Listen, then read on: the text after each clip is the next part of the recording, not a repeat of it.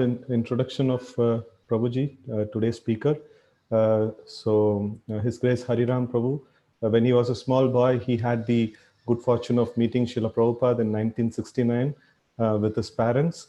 And he first read Krishna book in about 1973, and he moved into the temple as a brahmachari in 1978.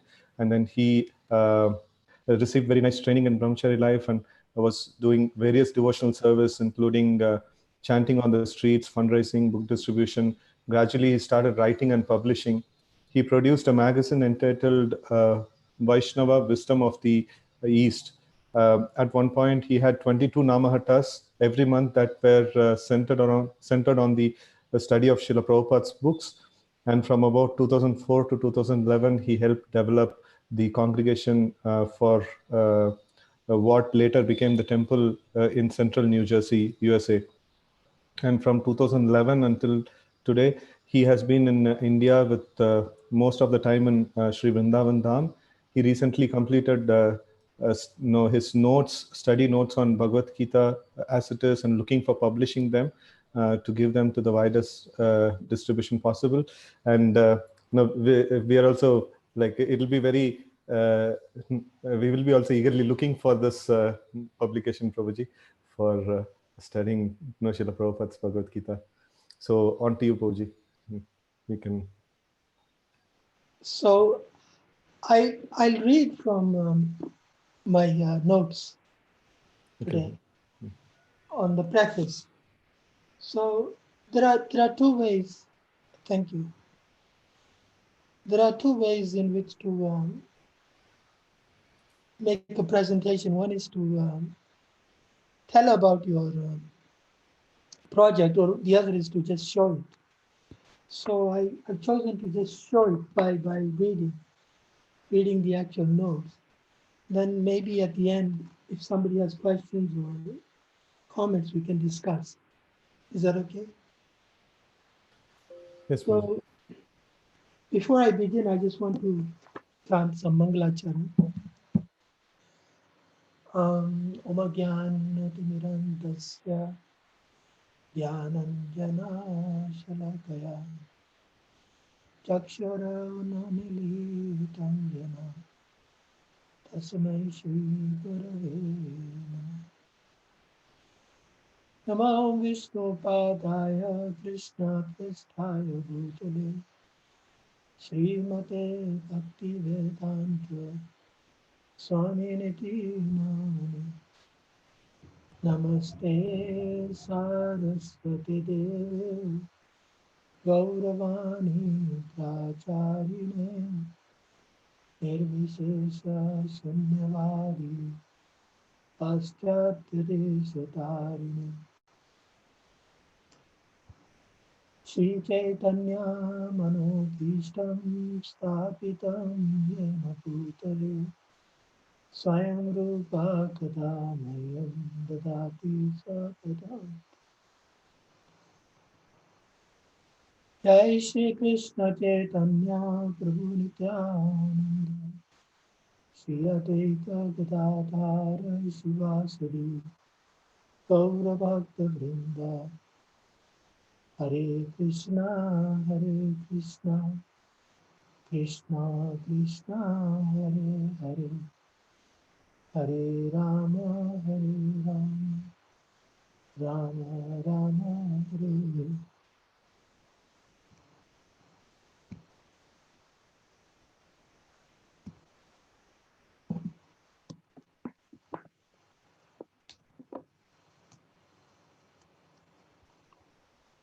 So we're reading from the preface of Bhagavad-gita as it is.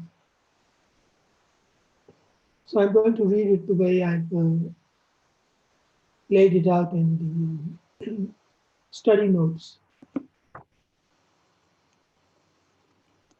And so in this, I've broken the preface into some sections, and each section has a title. The first title is called Bhagavad-gita as it is, -1. Actually, I can show you the screen.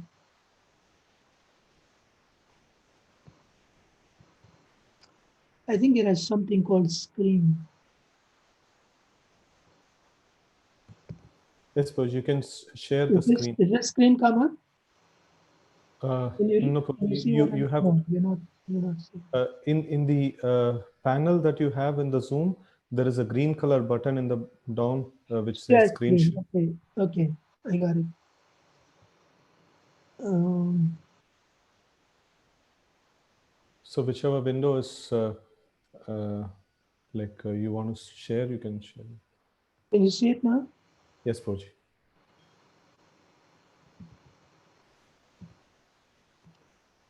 Okay, so this is the way I've laid it out. The title is called Bhagavad-gita as it is. Number one, so it's into sections. So the first section is called number one, the self-evident meaning. So in this part of the preface, Srila Prabhupada is speaking on this topic of the self-evident meaning. This. So let's read the actual text. The actual text is in this kind of boxes, grayed out boxes. Originally, I wrote Bhagavad Gita as it is in the form in which it is presented now. When this book was first published, the original manuscript was, unfortunately, cut short to less than 400 pages, without illustrations and without explanations for most of the original verses of the Srimad Bhagavad-gita. I just want you to take note that purport, Srila Prabhupada calls it explanations. It's written here by himself. So now this section of preface I highlight into a different color to give it stress. In all of my other books, Srimad Bhagavatam, Sri Ishopanishad, etc., the system is that I give the original verse, its English transliteration, word for word, Sanskrit English equivalents, translations, and purports. This makes the book very authentic and scholarly and makes the meaning self-evident. So this is the title, you see, self-evident meaning. So Srila Prabhupada is saying that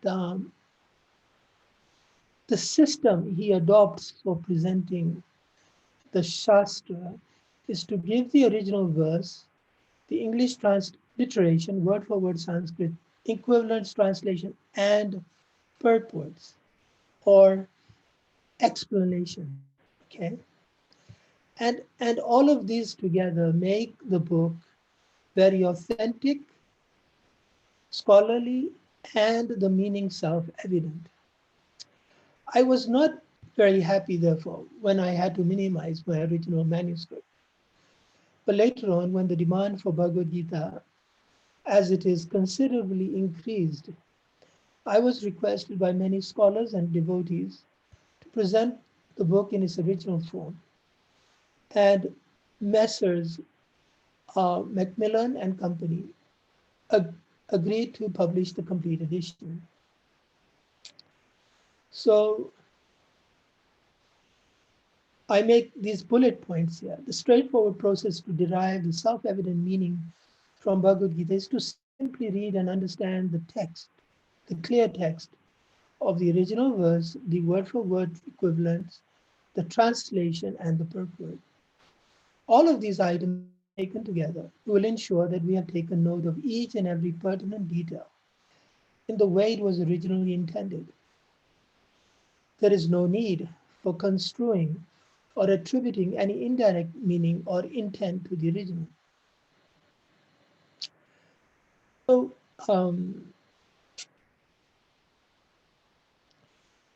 this is very important. Srila Prabhupada has made this point about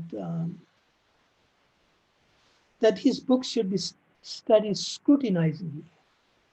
Scrutinizingly means with we have to pay attention.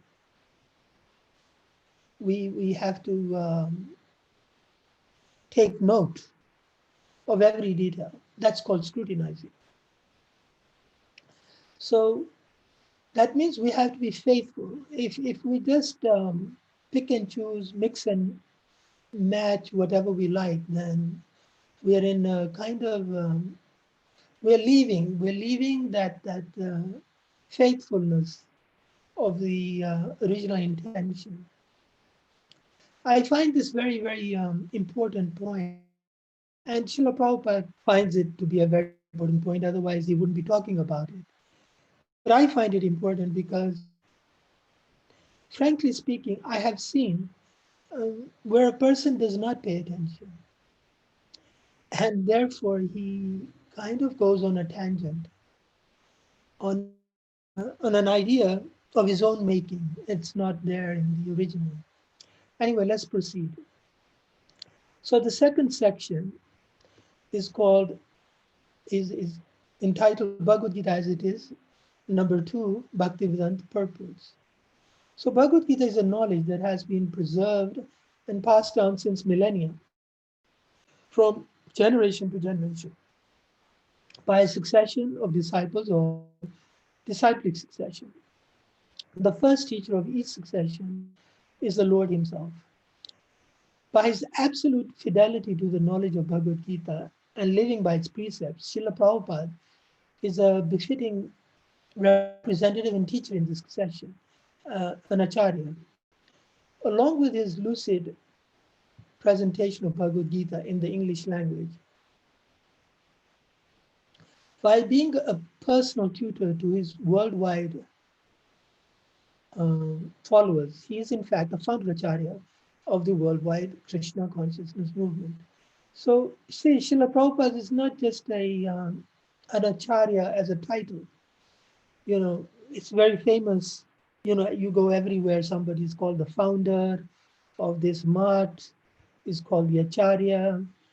But in Srila Prabhupada's case, each of these words is highly meaningful and highly significant. They're not titles without just, superfluous and pompous. They're very factual and truthful. So the Bhaktivedanta purports are therefore authoritative. They are notes on Bhagavad Gita by His Divine Grace, A.C. Bhaktivedanta Swami Prabhupada, an author without compare. So really what we are saying here is that Srila Prabhupada's purports are not ordinary. They are very unique. Just because everyone can write some kind of commentary does not make his commentary authoritative. Srila Prabhupada's case is very significant that his authority derives from his this point here, his absolute fidelity to the knowledge of Bhagavad Gita. He does not waver. He does not move away from the actual original. And he has taken great pains to show you he does not waver. Let's proceed. So the next title in this preface I've given is Bhagavad Gita as it is, number 3, is the Constitution for the Worldwide Krishna Consciousness Movement. In other words, Bhagavad Gita as it is the constitution for the Hare Krishna movement, for ISKCON. And this is what Srila Prabhupada writes in the carrying on with his preface.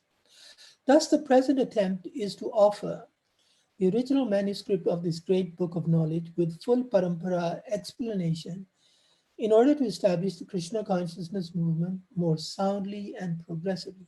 So, one of the other significant things about scrutinizing study of Prabhupada's books is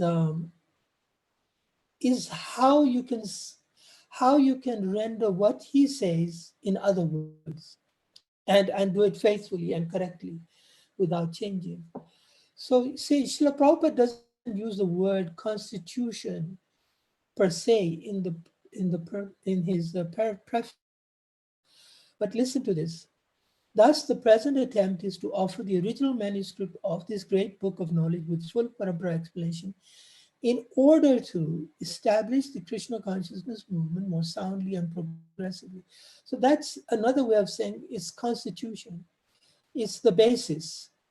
It's, like we use the word books are the basis. So this is the basis. This particular, that this Bhagavad Gita as it is itself,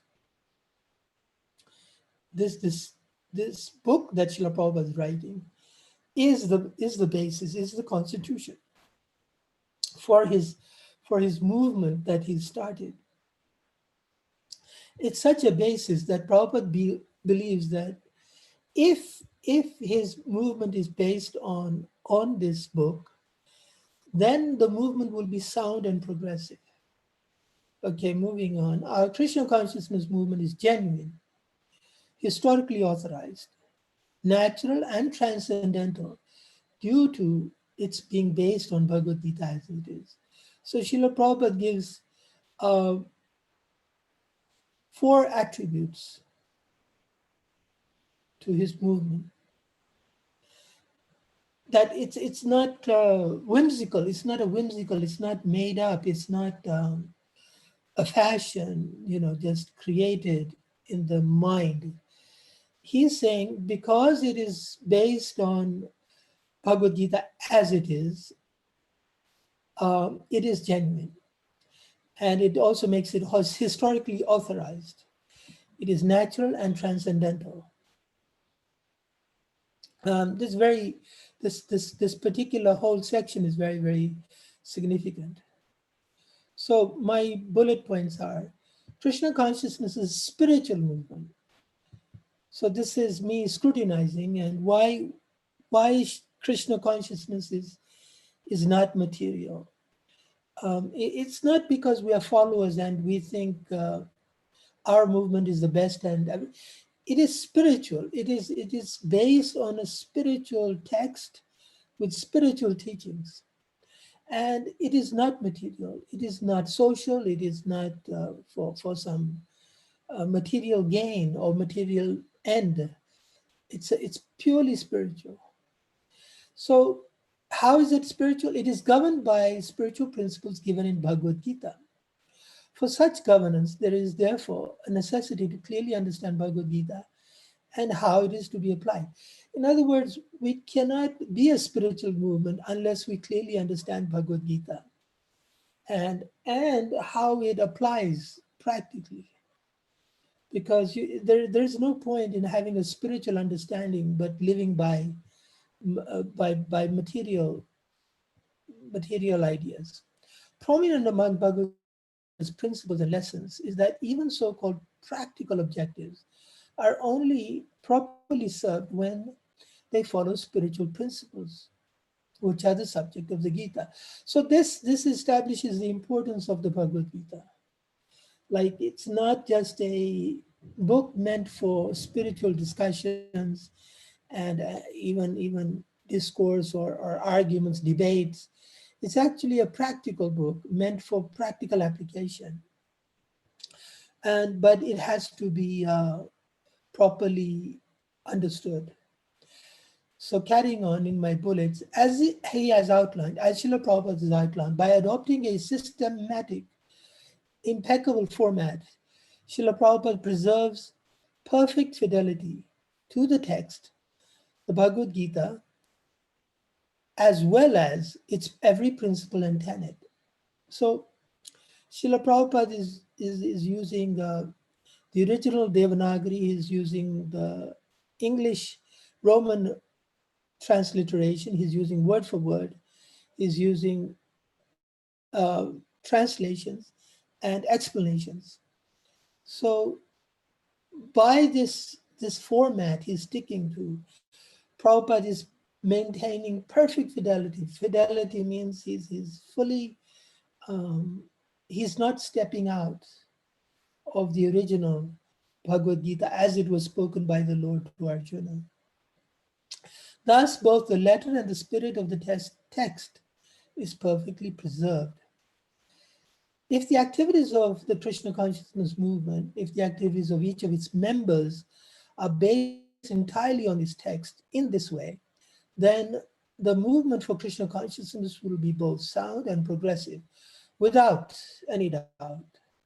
It is thus that in Bhagavad-gita as it is, all the precise codes and principles for the governance of the Krishna consciousness movement are to be found. Next section. So just to summarize, we have so far established the importance of uh, Prabhupada's Bhagavad Gita as it is to his ISKCON, to his movement that he started, and the necessity to know it and to live by it. Okay, so the next title is called Lord Krishna himself is the originator of the Krishna consciousness movement.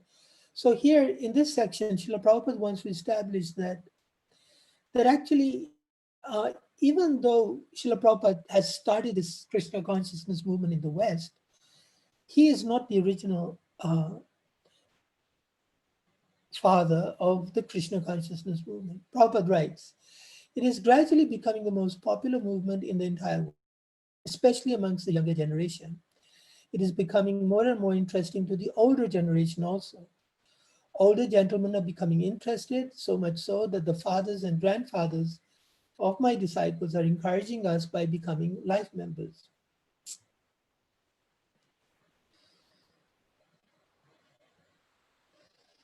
Of our great society, the International Society for Krishna Consciousness. In Los Angeles, many fathers and mothers used to come to see me to express their feelings of gratitude for my leading the Krishna consciousness movement throughout the entire world. Some of them said that it is greatly fortunate for the Americans that I have started the Krishna consciousness movement in America. But actually, the original father of this movement is Lord Krishna himself. Since it was started a very long time ago, but is coming down to human society by disciplined succession. This is a very powerful language Srila Prabhupada is using. We live in a world which is agnostic at best, it's atheistic, we don't know God, nobody can know, I don't know God, so nobody can know God. And here Srila Prabhupada is speaking of God, Krishna, as being personally the author of the movement that Srila Prabhupada has started. And he's linking the movement with Sri Krishna's Bhagavad-gita. So, Srila Prabhupada, first of all, is very sincere, but is also very serious. So some of the points I highlight in this. The Krishna consciousness movement is derived from Lord Shri Krishna, from his words, from the precepts and practices he gives within the Bhagavad Gita. Therefore, Krishna himself is the basis of the Krishna consciousness movement. In other words, there's nothing in this movement that is not actually spoken by Lord Krishna himself. The Lord's words are definitive, final, and inviolable. They are not to be gainsaid, disputed, or contradicted. See, we're living in a world where there's a lot of debate and argument and confusion and back and forth. But if your entire life, if your entire movement, society you belong to are based on Krishna's words, then you see, there can be no debate. It must be definitive, final and inviolable. In other words, it cannot be contradicted. It cannot be kind of overcome by some word jugglery. By being based on Bhagavad Gita, the Krishna consciousness movement is therefore genuine, historically authorized, natural, and transcendental. So this is how the movement that Srila Prabhupada envisioned has started becomes having all these qualifications, these four qualifications, which are very remarkable: genuine, historical, historically authorized, natural, and transcendental. Such fidelity, Srila Prabhupada notes, has been noticed by others. It has not gone in vain. In his own efforts to establish the Krishna consciousness movement on this principle, he makes 2 points. The young people have embraced it, and the elderly are encouraging it. In other words, other people also notice this. Other people. So you have other people, 2 categories of other people, young and the old. The young, they appreciate it so much that they want to dedicate themselves. They want to embrace it. They become convinced. You could even use the word they become converted. And the elders, they are encouraging in other ways. By being a life member means to give money. And also they're allowing their children to join. That means that's a donation. That's their sacrifice. So now we come to a different heading, not Bhagavad-gita, but on Srila Prabhupada. So Srila Prabhupada, on the topic of Srila Prabhupada, number 1, the credit of the worldwide Krishna consciousness movement is that of my spiritual master. So this is this section. Srila Prabhupada writes, if I have any credit in this connection, it does not belong to me personally, but it is due to my eternal spiritual master, his divine grace, Om Vishnupad Paramahansa Parivrajak Acharya, 108 Srimad Bhakti Siddhanta Saraswati Goswami Maharaj Prabhupada. So Srila Prabhupada is displaying his own view, his own perception, how he sees everything, how he sees himself.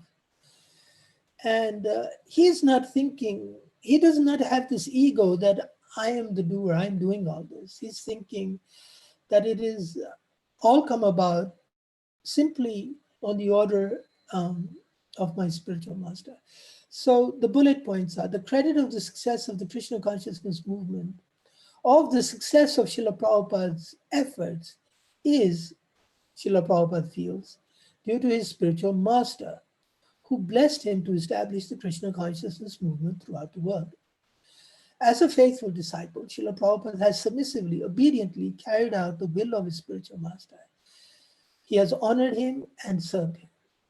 It is evident that his spiritual master has been very pleased by him and has blessed him. So the second note on Srila Prabhupada, my credit is I have presented Bhagavad-gita as it is. So you see, in breaking down this preface, what we're doing is we're eliciting, we're understanding some key points Srila Prabhupada's making.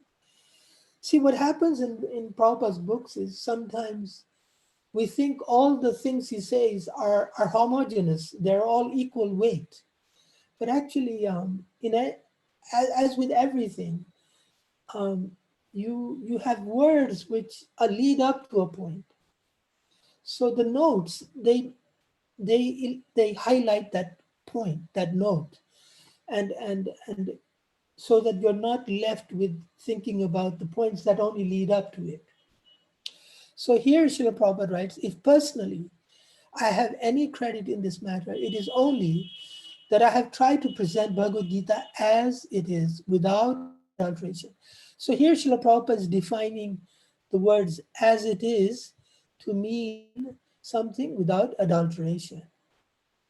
Srila Prabhupada does not deviate from the letter or the spirit of the original text of Bhagavad-gita.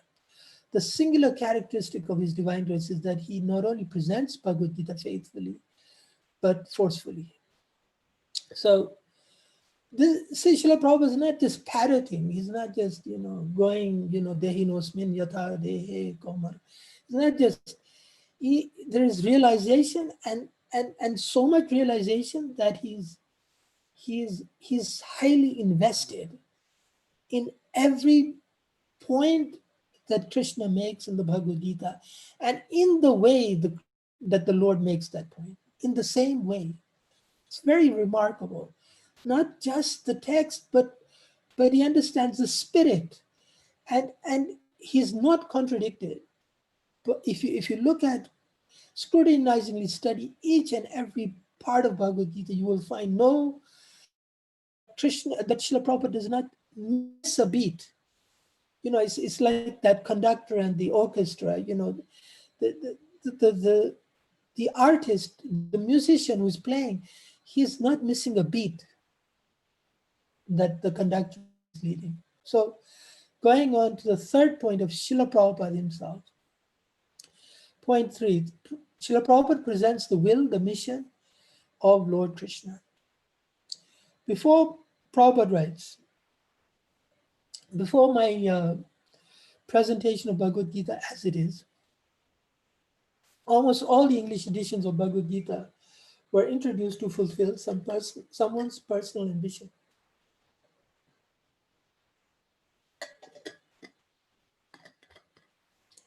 But our attempt in presenting Bhagavad Gita as it is to present the mission of the Supreme Personality of Godhead Krishna.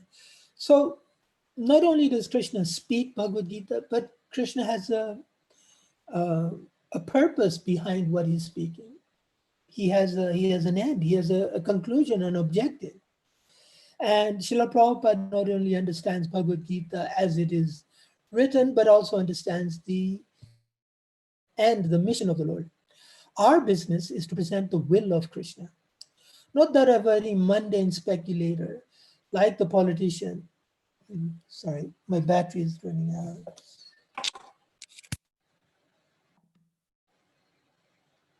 Yeah. Our business is to present the will of Krishna, not that of any mundane speculator like the politician, philosopher, or scientist, for they have very little knowledge of Krishna, despite all their other knowledge. So, you see, before coming in contact with Srila Prabhupada, and I really don't know of any other person who is like Srila Prabhupada in our lifetimes. We are used to people having impressive amounts of knowledge. They can dazzle you with their differential equations, with their understanding of the cosmos, their theories, their speculations, their chess games, their ability to make bombs, to make medicine, to go to the North Pole, to the South Pole, to the bottom of the sea, and delve into the cell and the genome, the DNA, but they don't know anything about God, of Krishna. And here's a person who is not competing on this useless knowledge of everything except God. He is simply, totally, and one-minded, focused on God. And his knowledge is very profound. And our mistake is that because somebody has made an airplane or some fantastic solution to material situations, we think they're become an authority on God. It's not. God is not so. Just like if you're a good mechanic and fix cars, does not mean you can do brain surgery. It does not follow. We don't do that. But for some unfortunate reason, the world, the people at large, they they follow the ideas on God by people who know nothing about Him. They know nothing about Bhagavad Gita. Here, Srila Prabhupada is saying our business. So you see this section. This section is called Srila Prabhupada. It's the will, the mission of Lord Krishna. He understands Krishna. He understands the Supreme Personality of Godhead. And he understands the Lord's will. His mission, he's not doing it speculatively because others do. He does not. So bullet points here. Bhagavad Gita expresses the Lord's will. To understand, accept Bhagavad Gita is to understand and accept the will of Lord Krishna. So here's another problem people have is that they try to separate Krishna from Bhagavad-gita, which is astounding, but it happens. Unlike other editions, Srila Prabhupada's Bhagavad-gita as it is does not defy or deny Krishna's will or his words. Other editions fail to express this understanding and are therefore not faithful renderings of the text, even if written by highly esteemed persons. Worldly esteem is not a qualification to misrepresent Bhagavad Gita. Bhagavad Gita cannot be misused for one's own motivated ends, for foisting of one's own ideas, or for weaving one's own slants. To read such editions is to not read Bhagavad Gita at all. So this is just summing up that Srila Prabhupada's attempt, Bhagavad Gita as it is to not adulterate Bhagavad Gita. So here Srila Prabhupada's fourth point about him, he accepts the absolute nature of Krishna. When Krishna says, Srila Prabhupada writes, Man mana bhava mad bhakto madhyaji mam namaskuru. So here I have a bullet point, 1865, etc. We, unlike the so-called scholars, do not say that Krishna and his inner spirit are different. Excuse me. Krishna is absolute, and there is no difference between Krishna's name, Krishna's form, Krishna's quality, Krishna's pastimes, etc. So people don't know Krishna's will, his mission in speaking Bhagavad Gita, and they don't know Krishna. They don't know Krishna not in the sense that they don't know he lived in Vrindavan, he had pastimes, gopis. Everyone has this notion. If you say you know Krishna in India, they will say, yes, I know Krishna, he plays the flute. Very good. But they do not know the absolute nature of Krishna. Let me start with myself. I did not know the absolute nature of Krishna. Only Srila Prabhupada revealed the absolute nature, that he's not just a person who revels in pastimes in a mundane way that people present him in pictures, in cinema, in books, in their lectures, in their classes. You have to know Krishna. Srila Prabhupada, he says, we, unlike others, do not distinguish between Krishna and his inner spirit. See, this has created so much havoc. This idea that there is something beyond Krishna. Krishna is absolute. His name is absolute. His form is absolute. It means there is no difference. Our body is not absolute. Who I am and what my body is are not the same. Who I am and what my name is not the same. Everything about us is not absolute. Everything about Krishna is fully absolute. So, bullet point, unlike ordinary living entities, Lord Krishna has an absolute nature. His body and his nature, whether inner or outer, are no different from one another. He's absolute. His body and his so-called inner spirit are identical, one and the same. To think of the form of Krishna is to think of Krishna. To think of his name is to think of Krishna, etc. A person who then thinks that Krishna and his inner spirit are different is one who interjects his own speculation. So in other words, without even reading the commentary of another person, if he does not establish this understanding of Krishna right from the beginning, it's not worth listening to his commentary or his class or his book or his film or his drama presentation, anything.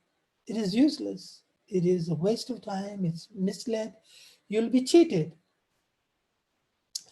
The notion, let me read this part again. A person who then thinks that Krishna and his inner spirit are different is one who interjects his own speculation. The notion is an invention, a fabrication. It is to not understand Bhagavad Gita as it is, but to adulterate the original text, its statements and its intent. Lord Krishna's absolute nature is part of what Bhagavad-gita tries to impart to the reader.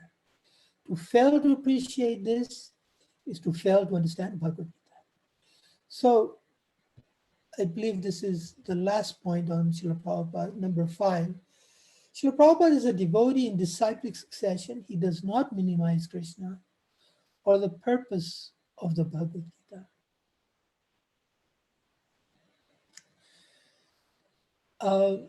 So this is not a sectarian claim that Srila Prabhupada is bona fide, others are not. Srila Prabhupada is a devotee of Krishna coming in disciplic succession. And those who are not devotees of Krishna coming in disciplic succession, they're not authentic, they're not bona fide. And because he's a devotee of Krishna in disciplic succession, he does not minimize Krishna or the purpose of Bhagavad-gita. And this is very important. To minimize means to lessen the value, the true value. You see, just like if you want to cheat somebody, you say that's not a real diamond. That's just glass.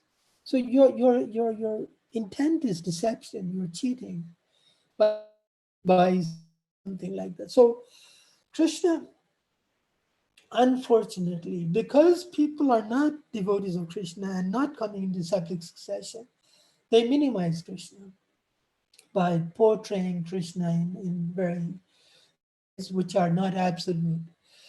Carrying on with Srila Prabhupada's preface, this absolute position of Krishna is difficult to understand for any person who is not a devotee of Krishna in the Parampara, disciplic succession system. Generally, the so-called scholars, politicians, philosophers, and swamis, without perfect knowledge of Krishna, try to banish or kill Krishna when writing commentary on Bhagavad-gita. Such unauthorized commentary upon Bhagavad-gita is known as Mayavadi Bhashya. And Lord Chaitanya has warned us about these unauthorized men. Lord Chaitanya clearly says that anyone who tries to understand Bhagavad-gita from the Mayavadi point of view will commit a great blunder.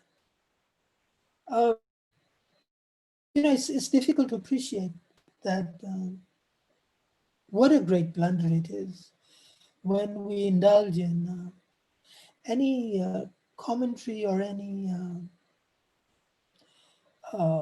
opinion by people who have no perfect knowledge of Krishna.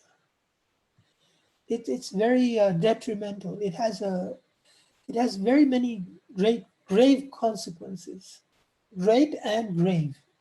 Like sometimes the person wonders why he suffers. I'm not talking about people in general. Even as a devotee, why does he suffer? Because his mind became confused. It had become contaminated by ideas that ruin the perfect understanding of Krishna. And this has grave consequences. The result of such a blunder will be that the misguided student of Bhagavad Gita will certainly be bewildered on the path of spiritual guidance and will not be able to go back home, back to Godhead. This is very significant. So this bewildering, many times, we find even within our members of our society, is that because of not having a clear understanding of Krishna. Because, in chapter 5, it's clearly said that Bhoktaram Yagya Tapasam Sarva Lokamish Suridam Sarva Bhutam Gyatva Mam Shanti. There would be no disturbance if Krishna is understood. And because this is a fact, even though ostensibly we are parts of this society, of this Hare Krishna movement, it is only because we have some pollution in our understanding of Krishna do we become unpeaceful, do we become confused, do we become bewildered.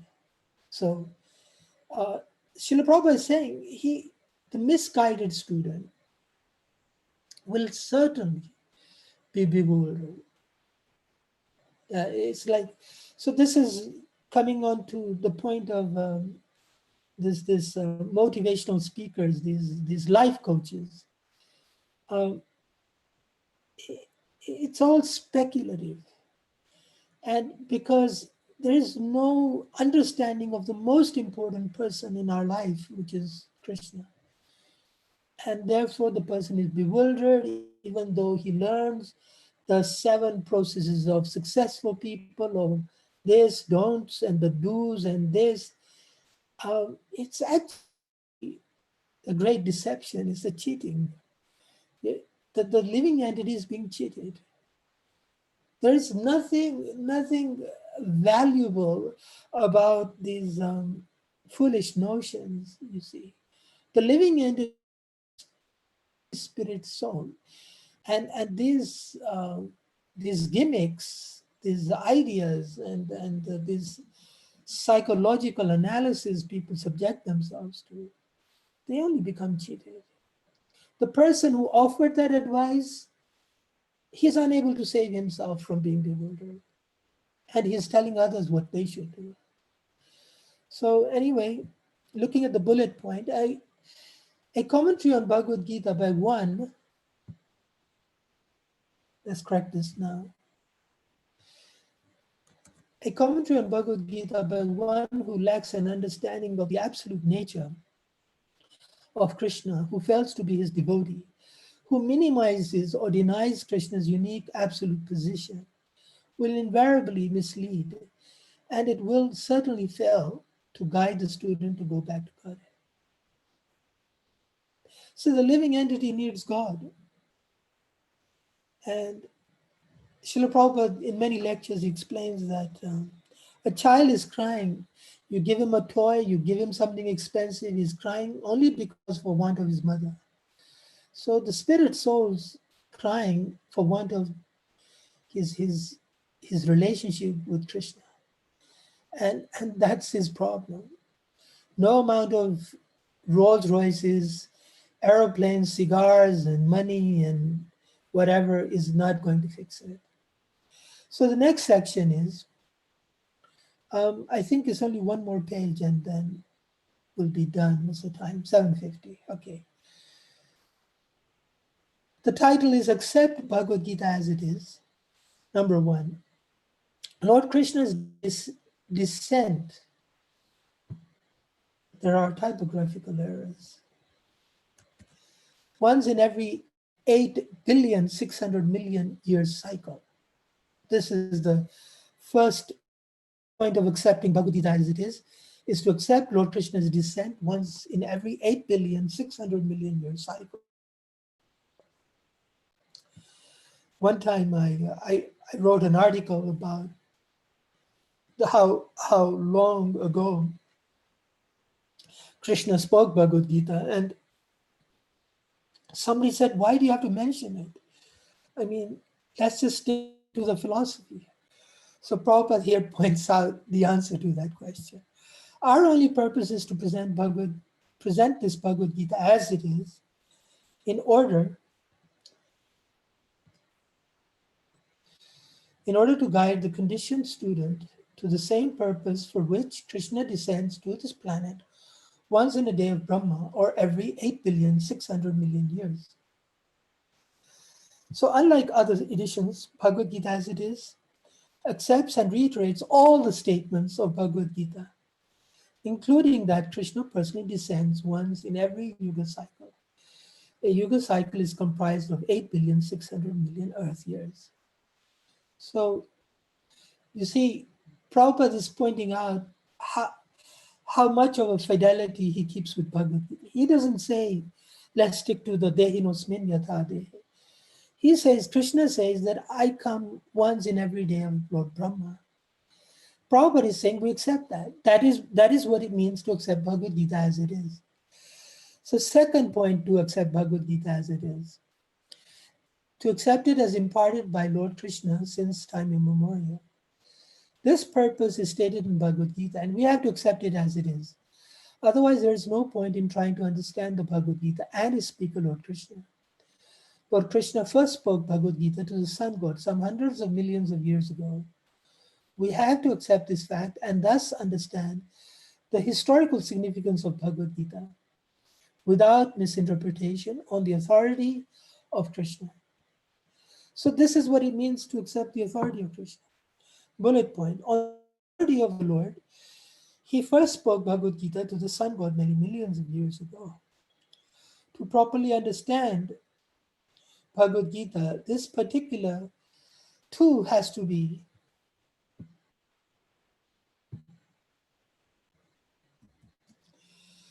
as all particulars have to be, accepted as given on the authority of Lord Krishna. With this spirit, we can begin to understand Krishna and his words. Whereas to claim Bhagavad Gita on the one hand, whereas to claim to study Bhagavad Gita on the one hand, but disbelieve or doubt its every word on the other, is to misinterpret the text and to deceive oneself. So, Bhagavad Gita, next title, as it is.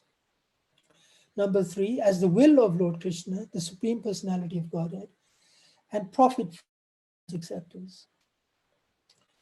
So, Srila Prabhupada writes, to interpret Bhagavad Gita without any reference to the will of Krishna is the greatest offense. In order to save oneself from this offense, one has to understand the Lord as the Supreme Personality of Godhead. As he was directly understood by Arjuna, Lord Krishna's first disciple. Such understanding of Bhagavad Gita is really profitable and authorized for the welfare of human society in fulfilling the mission of life.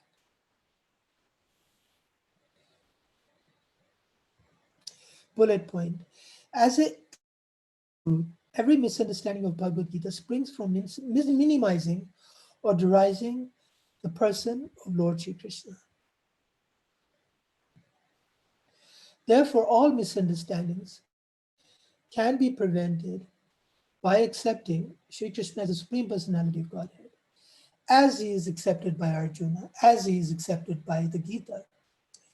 And it is within the clear, properly understood message of Bhagavad Gita that every benefit of for all humanity is reposed, which we forfeit by unnecessarily minimizing its message, which we do by unnecessarily minimizing its author. So we want to benefit from Bhagavad Gita. You cannot have this benefit if you're going to misunderstand or minimize Krishna as the Supreme Personality of Godhead. It loses all its benefit. And we want to avoid that. And that is what it means to accept Bhagavad Gita as it is. There's also no factual basis for rejecting Lord Krishna's supremacy. There is also no basis for rejecting Bhagavad Gita's portrayal of history or of the Lord's appearance within this history, or of his speaking to the sun god many millions of years ago. It is with this spirit we become able to properly understand the message of Bhagavad Gita and to benefit from it. So I believe this is lastly, but accept Bhagavad Gita as it is to achieve the highest perfection of life. The Krishna consciousness movement is essential in human society, for it offers the highest perfection of life. How this is so is explained fully in the Bhagavad Gita. Unfortunately, mundane wranglers have taken advantage of Bhagavad Gita to push forward their demonic propensities and mislead people regarding right understanding of the simple principles of life. By expounding upon and explaining Bhagavad Gita, the Krishna consciousness movement tries to help every person attain perfection in his life. So this is why Bhagavad Gita and its distribution and its reading and its study and its scrutinizing is very important, because it's important to reach our perfection in life. Misinterpretations of the text confound this purpose, making the self-evident, simple, clear truths of Bhagavad Gita appear unnecessarily esoteric, confused, and difficult. Accept Bhagavad Gita as it is, accept that we must either serve Lord Krishna or serve illusion. Srila Prabhupada writes, everyone should know how God or Krishna is great, and everyone should know the factual position of the living entities. Everyone should know that a living entity is eternally a servant, and that unless one serves Krishna, one has to serve illusion in different varieties of the three modes of material nature. And thus, perpetually, one has to wander within the cycle of birth and death. Even the so-called liberated Mayavadi speculator has to undergo this process. This knowledge constitutes a great science, and each and every living being thus has to hear it for his own interest.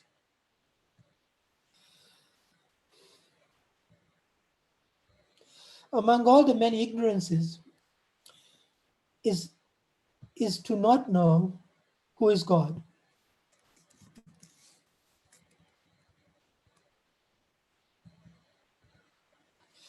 Who we are and what is our relationship with Him.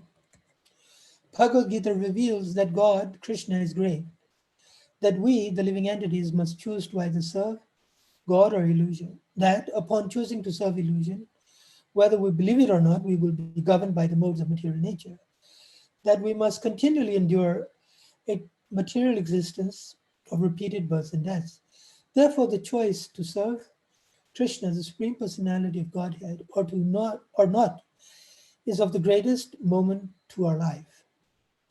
To understand all the relevant facts and dynamics fully and completely from Bhagavad Gita is to our benefit, to our interest.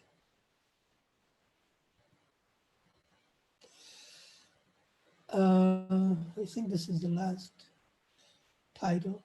Accept Bhagavad Gita as it is. The pursuit for material comforts and sense gratification is misguided.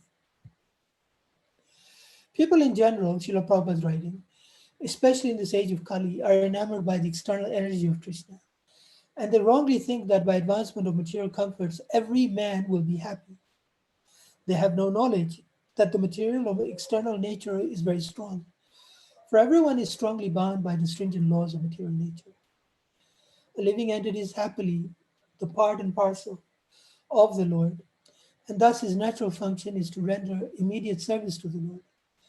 By the spell of illusion, one tries to be happy by serving his personal sense gratification in different forms, which will never make him happy. Bullet point. There is a mistaken but persistent and widespread notion that increased bodily comforts will give increased happiness. This idea is completely illusory, and it is always frustrated.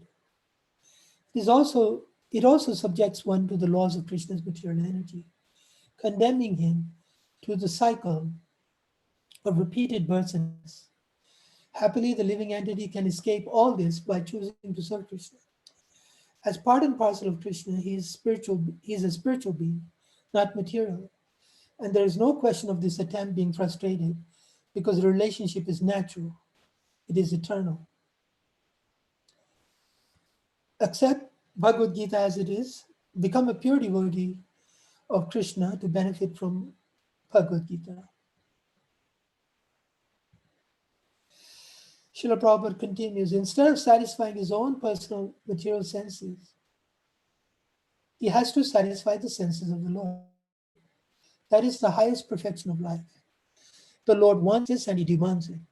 One has to understand the central point of Bhagavad Gita. Our Krishna consciousness movement is teaching the whole world this central point.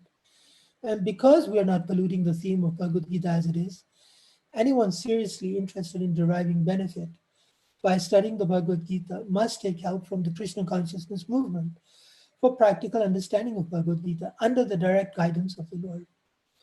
We hope, therefore, that people will derive the greatest benefit by studying Bhagavad Gita as it is, as we have presented it here. And if even one man becomes a pure devotee of the Lord, we shall consider our attempt a success.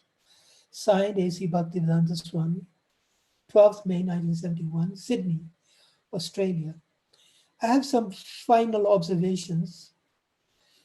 In place of satisfying one's own senses, to satisfy the sense of the Lord is the critical lesson of Bhagavad Gita. One is then guided by the Lord directly and personally. So one of the key lessons of Bhagavad Gita is that one should satisfy Krishna instead of oneself. Then one is guided by in every way, personally. Srila Prabhupada, through his Krishna consciousness movement, wants everyone to achieve this great purpose in life. By the study of Bhagavad Gita as it is, as presented by Srila Prabhupada, one will become a pure devotee of the Supreme Personality of Godhead, Krishna, and he will be directly guided by him. That is the objective of Bhagavad Gita as it is, even if only one person were to do so. And here is the final title, Bhagavad Gita as it is, and Srila Prabhupada. The preface emphasizes the need to understand Bhagavad Gita as it is. As profound as the knowledge within Bhagavad Gita is, it is also very precise. It is not meant to be distorted or fooled around in any way, or all of its benefits will be lost. Bhagavad Gita is without compare. Its benefits are also without compare, and it deserves to be understood as it is. Srila Prabhupada has taken great care to present this literature as it is. It is in our interest to ensure we understand it as it is, without error, not to speak of changing it or feel it twisting and contorting it in its every word and meaning. It is evident that many people have derived the greatest benefit by a faithful study of Bhagavad Gita as it is. They have begun to live meaningful, purposeful lives. The life of struggling meaninglessly has ended. All such beneficiaries have the lone effort of His Divine Grace, A.C. Bhaktivedanta Swami Prabhupada, to thank for making the life of Krishna consciousness possible for them. Summary of the four purposes of Bhagavad Gita as it is mentioned in the preface. Srila Prabhupada has stated four purposes for writing Bhagavad Gita as it is. 1, to present Bhagavad Gita as it is. 2, to present the will of Lord Krishna, his speaker. 3, to base his worldwide Krishna consciousness movement he established upon his book, Bhagavad Gita as it is. And to help the student of Bhagavad Gita to become a pure devotee of Krishna and to go back home, back to Godhead. Thank you very much. Hare Krishna Prabhuji. Uh, we'll open up for questions, Prabhu. So first, I would like to ask one question or the common misunderstandings that are there in regard to Srila Prabhupada's Bhagavad Gita as it is.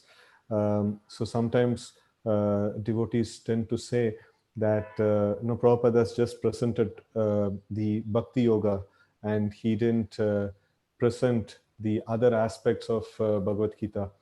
So he just wanted to present the Bhakti Yoga aspect of it like that. So, but then we understand it is based on full parampara explanation and it is authentic and proper. So how you would refute this particular this one that Prabhupada just took one viewpoint or he just didn't explain other systems.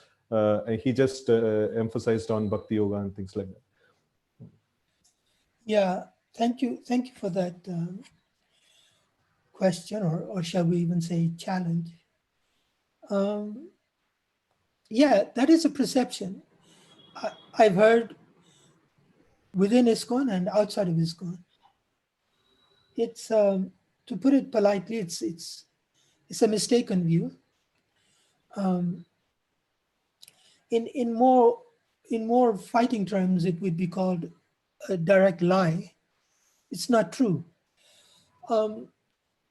This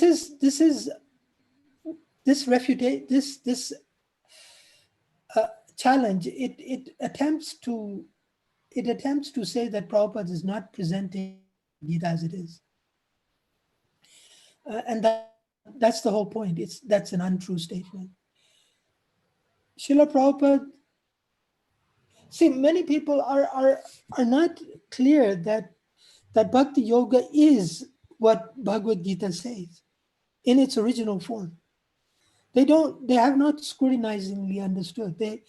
Even if you do not read Prabhupada's uh, Bhagavad-gita as it is, a true and faithful reading of the Sanskrit verses of Bhagavad-gita is Bhakti Yoga.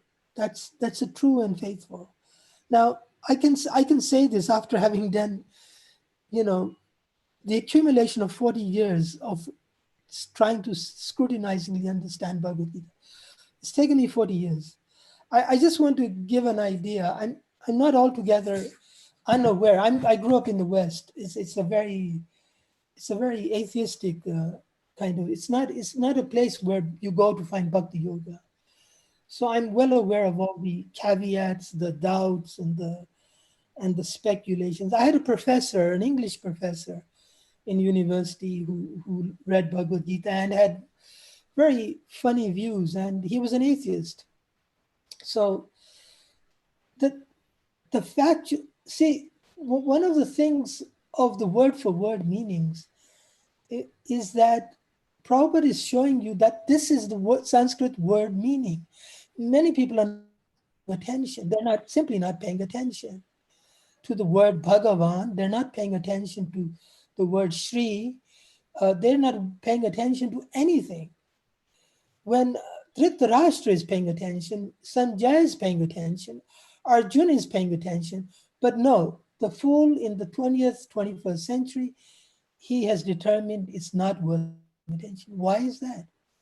So that's one aspect. The other is that uh, Krishna is trying to. Arjuna is first of all playing the role of a person who is totally ignorant of Krishna and of spiritual understanding of life. So it is taking the living entity from his grossest ignorance and elevating him to Bhakti Yoga. You do not do that in one shloka per se. You do not do that. You just like a child, if you want to teach the child differential calculus, you do not do it by giving function of x equations to him. You do it by A, B, C, D, 1 plus 1, 2. This is how you do it. So the knowledge of karma yoga, dhyana yoga, is part of the bhakti yoga. That's the ABC. That's, you have to know you're not the body to understand that you are the soul who happens to be part and parcel of Krishna. Mamai vangsha, jiva loke jiva. The angsha part is spoken of later. In the beginning part is asocha and anvasocha stom. You're not this body. You cannot cry for the body. You cannot think of the body. You cannot waste your time on the body. This is foolishness. So you know, this. So depending on the person, if he's submissive, you can speak very nicely and remove his ignorance.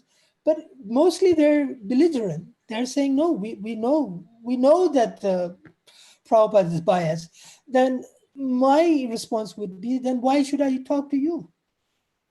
I do not think, in all fairness, is biased. You already have this opinion. I don't need to waste my time with you. So I think we should be very clear in our mind about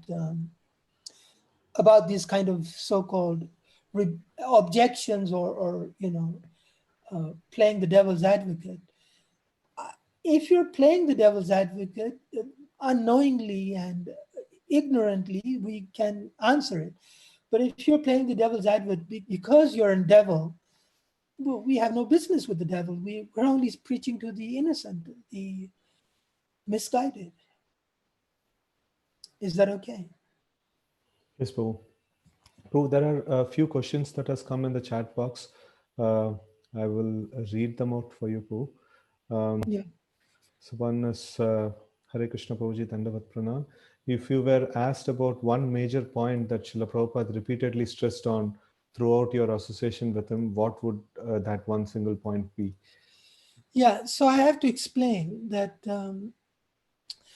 I was very young when I used to see Srila Prabhupada. We we enjoyed the kirtans. We used to enjoy listening to him also, sitting down, because we were taught in the home by our mother to be very respectful in Katha. But my I have no personal interaction with His Divine Grace. My interaction is with his words. I started to study his books very carefully, as if he was speaking to me personally. And it was upon the end of reading Krishna book, the prayers by the personified Vedas, chapter 90, I decided that I think I was 13 then, that I'll serve you. You know, that was my life's, you know. So my association with Srila Prabhupada is my service. There's no otherwise we just go to listen to him in very place, to Trafalgar Square, to at a very respectful distance, and paying obeisances. So it's not my interaction is not one of personal questions or answers. Anything else? So next from Achyut Arjun Sakha Prabhu. You might have to speak up a little bit. Okay. So next is from Achyut Arjun Sakha Prabhu. So Hare Krishna Prabhuji, thank you for your enthralling, scrutinizing and thorough revisit of the preface of Srila Prabhupada's Bhagavad-gita as it is. It was very inspiring. Okay, so it was not a question. There is a question by Siddhanath Prabhu. He's telling, my question is regarding Parampara. What about the disciples of Srila Prabhupada's God brothers? Will they be considered part of Parampara if they are not part of ISKCON? Yeah. See, regarding Srila Prabhupada's God brothers and others, Srila Prabhupada writes very extensively in Sri Chaitanya Charitamrita that he speaks of a tree of Lord Chaitanya and branches, different devotees being branches of that tree. And he explains that his Krishna consciousness movement is a branch of that tree and those who follow. And also explains the word asar, the branches that are broken off, they become dried and, you know, they do not flower. So I'm giving a kind of a bullet point of Sri Chaitanya Charitamrita to answer this. That tells us that if one follows very faithfully, then he's connected. Whatever the history might be, we cannot always understand how the parampara flows. Just like Bhakti Siddhanta Saraswati Thakur, you know, his list of the disciplic succession from Lord Krishna to Lord Brahma down to Srila Prabhupada, you know, to himself, and then of course Srila Prabhupada after. It does not follow in a way that we understand, like in a materialistic way, you know, body to body to body. There are divine ways in which it flows. So, without making unnecessary judgments on everyone, the real judgment is phalena parichiyate. By the fruit, you can understand who is connected and who's not. And Srila Prabhupada speaks of this in the Chaitanya Charitamrita also, that Krishna Shakti Vinanahe Tara Pravartan. You cannot spread the Krishna consciousness movement without being empowered by Krishna. So to be empowered by Krishna means you're connected. If the plug, it puts the light on, then you know the connection is there. But if the light is not there, then you can have all kinds of funny decoration there. It's not connected. So in one way we can understand parampara from phalena parichiyate, from the fruit. So there is no necessity to demarcate in a material way that this person belongs to a society, he's okay, another person does not. The real judgment is in following the original pure instruction, unchanged and unmanipulated, unmotivated, then that's our safest position. For us, for those of other mods. I mean, you have to understand, Srila Prabhupada said that even people, followers of other religions in other countries can go back to Godhead if they follow the pure original teachings of their pure founders, whoever that may be. So we're not dogmatic, but it definitely has to flow. It cannot be concocted and it cannot be made up. You cannot make national laws in your own bedroom. You have the Dharma is made by Krishna, and every living entity has to follow that. Is that okay? Yes, Fuji. The another question is by Avinash Prabhu. Hare Krishna Prabhuji, Dandavat Pranam. Thank you for inspiring us to read Srila Prabhupada's book scrutinizingly. Just wanted to know how many hours you read daily and how do you manage? And also a personal, this one of how do you advise people to study and study Srila Prabhupada's books? Okay, that's another nice question. Is speaking for myself, and I didn't have any set hours or any set days. When I was a brahmachari, actually, we were never given much time to read or study, actually. I mean, aside from my training, when the fundraising and when all the light making and marathons, there was no time given at all. You barely had time to chant your rounds. That's how much service there was. And you barely had enough time to sleep for 5 hours or 4 hours. In my case, at least, it was.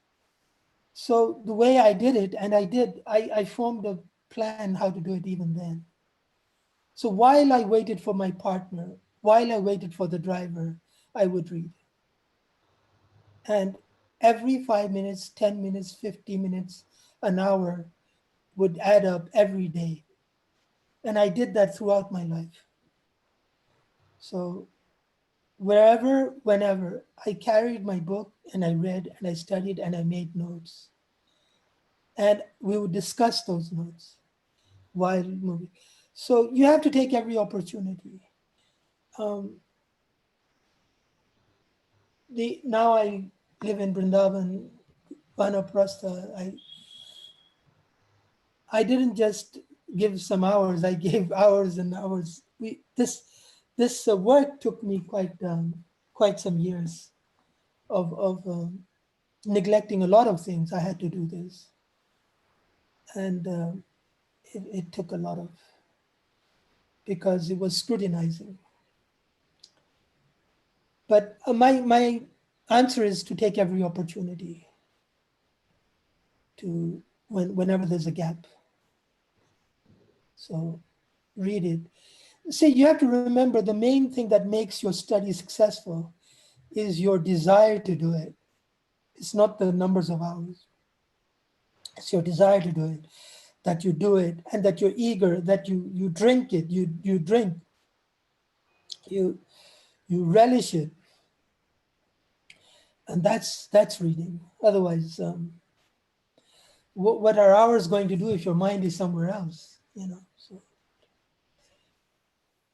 any other?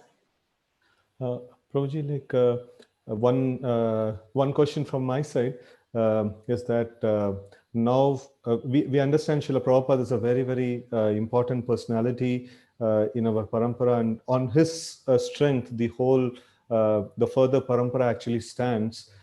So now we also see a lot of wonderful speakers and wonderful, basically I would say like speakers are there in ISKCON.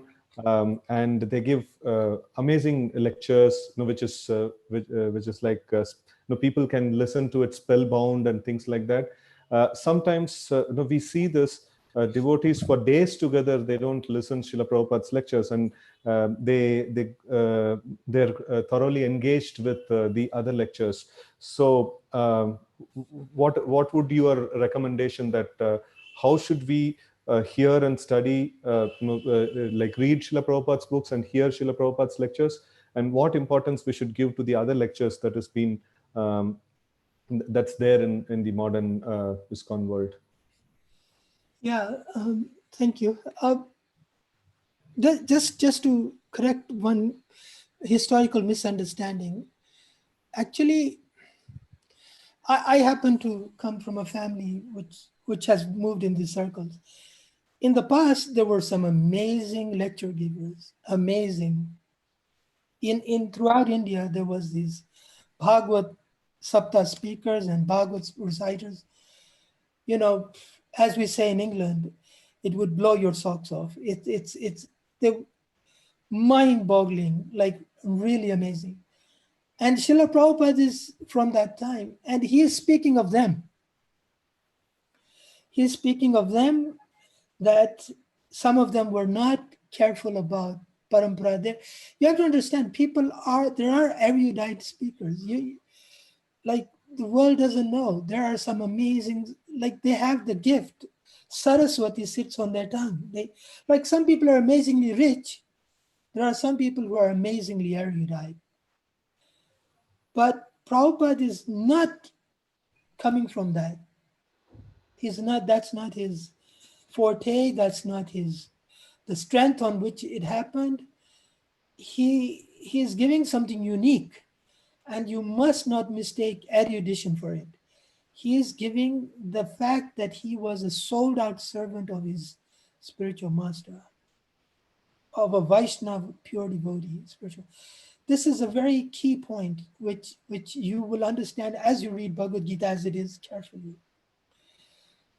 If you're going to be attracted by speakers, it's like a person who's attracted by wealth, by beauty, by renunciation, by all those six opulences, material. The only person who's going to succeed as a follower of Srila Prabhupada is the one who becomes his sold out servant. Even though he may not be erudite, he will change the world. He will change, he will be a moon in the sky. He does not need to be erudite, but he needs to be. Srila Prabhupada was so amazingly faithful to his spiritual master. It's just unbelievable. He was 70 years old with no success, and he never lost faith. It did not even enter the idea of doing an option, something other than following the order of his spiritual, did not even enter his mind. Even after heart attacks, it did not enter his mind. Even though his typewriter is stolen, he did not enter his mind. It did not enter his mind ever. And guess what? He also did not get affected by success, because as he was undaunted by failure, he was undaunted by success.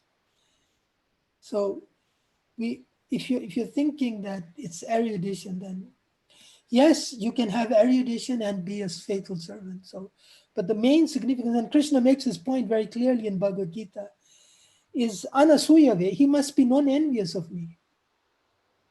Not because he's, erudite. I mean, you don't have to accept everything I say. You can come back on that, like say, well, what about this and what about that? I'm not going to play the devil's advocate for myself, So if you want to do it, you can do it. Thanks a lot, Prabhuji. Like it clarifies a lot about this aspect. And now in our community here, we are trying to set up a systematic reading of Srila Prabhupada's books and hearing of his lectures, and we are trying to inspire this particular thing. And this is something that these are some of the roadblocks that we are trying to manage and try to create this this community based on Srila Prabhupada's words and Srila Prabhupada's purpose. In fact, your session was really very wonderful, and we could it actually reinforces our faith a lot. Thanks a lot, Prabhuji. It's really Thank very. you, thank you. That is what we want. And the thing is to remember that the purpose of this reading and sitting together is to make each other a servant of Krishna. So, we have to engage in service. So Prabhupada defines service also in many ways, but one of them is Shravanam, Kirtanam, Vishnu Smaranam. But another is this yoga dharma of, Hariram.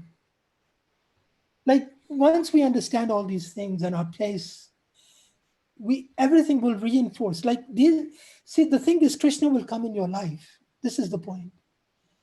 Not philosophically. Krishna personally. Our success is when we preach to somebody and Krishna comes in his life. That your job is done. When Krishna is with that person, you're done. Everything's done. Everything, all purposes have been served. When that reservoir of water is there, all the other purposes are served. Once he has Krishna, without doubt, without mistake, not concocted, a genuine relationship with Krishna awakens. It's done. So our movement is meant for bringing everyone to Krishna. So even Prabhupada says, even if it's only one person, that's good. We're not after quantity. But we must be clear that the objective is Krishna, it's not something else. Anything else? There are a lot of appreciation, Poo. Like, thanks a lot for this wonderful class. And some devotees are mentioning that they are regularly hearing Srila Prabhupada's lectures, and they are focused on reading his books and things like that. My only request to those who are doing it is to do so scrutinizingly, like pay attention, like seriously pay attention, like try to say what he said in other words, but without changing. If you can do that, that's a very good sign that you're paying attention. If you can't do that, it's, our paying attention ability is a bit limited. Like, have you had this experience? You heard a class and you don't know what it was about? That means you were not paying attention. So start there. Ask yourself, can you repeat what the whole class was? One of the pastimes me and some of my brahmachari god brothers we engaged in was after class to repeat the class. Okay. So it brought out some interesting, the ahs and the oohs and the well, and all these kinds of words were more used than the actual. But that's a good exercise. Pay attention, scrutinize. Because Srila Prabhupada was very careful with every single word. Every single word. I can say that with some authority, having studied his every single word now. Very like this is compiled by me now. Each and every single word of his, cataloged. So anything else? That's all, Prabhuji. Questions are okay. I want to thank you all for your having me, and my wishes are, may His divine grace be pleased with all of you and bless you all. He's very merciful, he's very kind. He's there, he's no less here than before. And his mercy is there through his movement, his devotees who serve him. And with great love and trust, we should try to become devotees of Krishna. So Thanks a lot, Thank you, Prabhu. Prabhuji. Dandavad Pranam. Thank you. Thanks a lot, Prabhuji. It's a great honor to have you. Hare Krishna. Hare Krishna.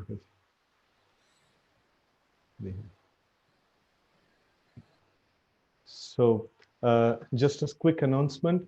So tomorrow and day after tomorrow also we have this Krishna Katha series continuing. Tomorrow we have Achyut Arjun Sakha Prabhu sharing with us the Kaliya Leela. And then day after tomorrow we have the Janma Leela of no Krishna, the appearance of Krishna. We have a very, very special devotee coming in, His Grace Hari Leela Prabhu from Mayapur, a very senior devotee again, with lots of realizations. So, lots to come. And then, many devotees are doing the calling service. Thanks a lot for them. And, also like after hearing such a wonderful class on Srila Prabhupada and Srila Prabhupada's contributions, I think like, all of us should go back and write the offering to Srila Prabhupada and submit it to Amal Puran Prabhu. I had sent the message around.